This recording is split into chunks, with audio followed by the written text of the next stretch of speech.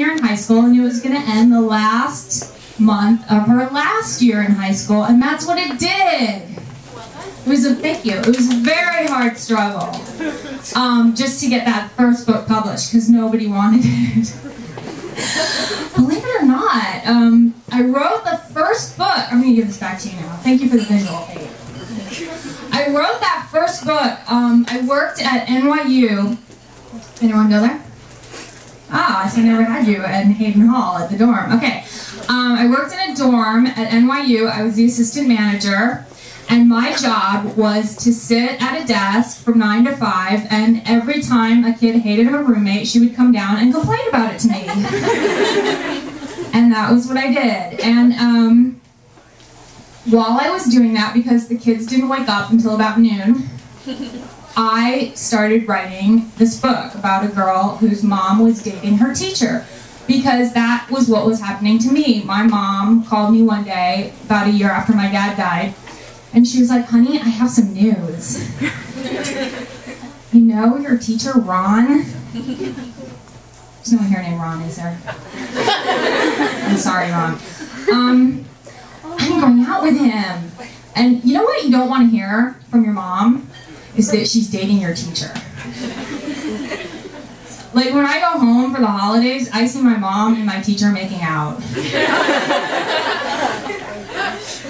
And I've seen my teacher in his underwear.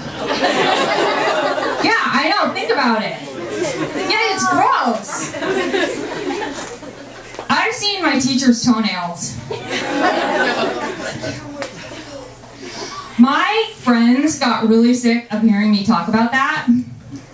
Because they're like, Meg, it's sweet because your dad died and your teacher's wife died and your mom and your teacher found love late in life, and it's sweet. And I'm like, it's gross. It's sweet.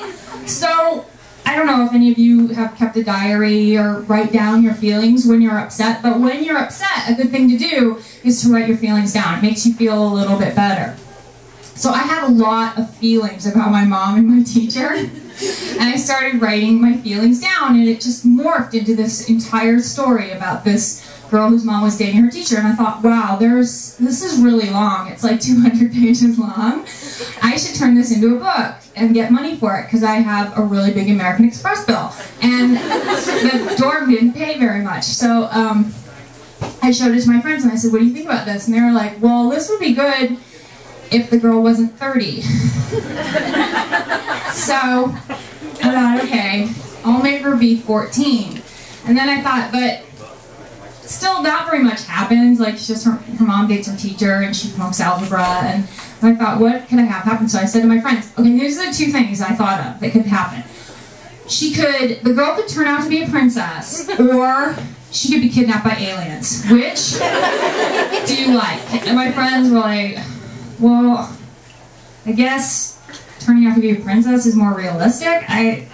So that was what I decided I would have happen in the book. So I actually had an agent at that time, because I was secretly writing romance novels under another name that were really smutty, but I didn't want my grandma to find out. But I wasn't making any money doing that, because I am the one person that sex does not sell for. So I still had to work at the dorm. So I gave it to my agent, and she was like, this is good, I like this. Let's try to sell it. I'm going to send it out. And she did. She started sending it out to all these publishers, and they were like, and she said, by the way, I don't think this is an adult book, because I really thought it was for adults.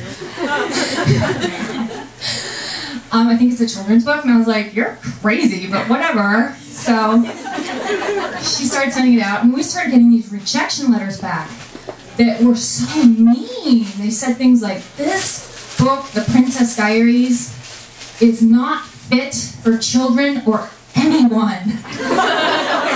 Seriously, that was from the head of a very large publishing company that I won't name right now, but I still have it, and I meet this woman all the time, and I'm just like, she's super nice to me now.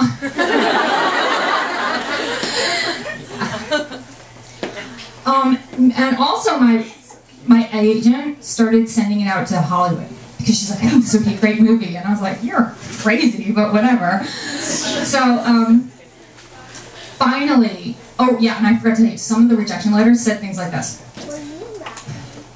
this book mentions the Backstreet Boys more often than the biography of the Backstreet Boys.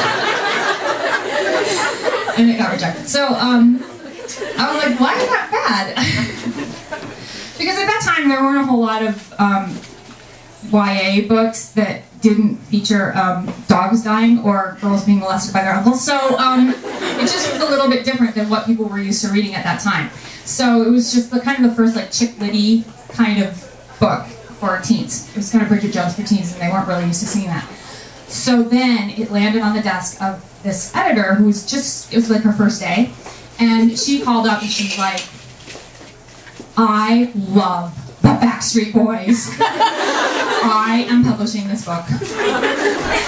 And I was like, that is fantastic, because you know what? It starts the first month of her first year of her freshman year in high school, and it's going to go until the last year of her last month, or the last month of her last year in high school. And this whole like 16-book story arc planned for this girl. And she's like, okay, slow down. About the one book. I'm a junior editor and I don't have that much money. And I was like, oh man. Because I had it all planned out. I was going to like work at my desk at the dorm writing these books from 9 to 12 every day before the students woke up. So she bought the one book, and right like the next day that happened, we got a phone call. I'm not kidding you, from Whitney Houston. Okay, you think I'm making this up. Whitney Houston is the executive producer of the Princess Diaries movie. If you watch the movie next time, pay attention when the credits are going by. It was Whitney. She put down the crack pipe long enough to be like, I want to make a movie. Snap, and she did. So I quit that job in the dorm and called my editor. I was like, now we buy the 16 other books? And she was like, no, but I will buy 2 more. And so little by little, we built up this whole big thing with the Princess Diaries. And I got those 16 books out. There's 10 full-length novels, but then there's like 6 other little ones, like the Guide to Being a Princess and History of Princesses and Sweet 16 Princess. So I did it. Thanks. It's exhausting. So I have Whitney to thank, and Gary Marshall and Anne Hathaway.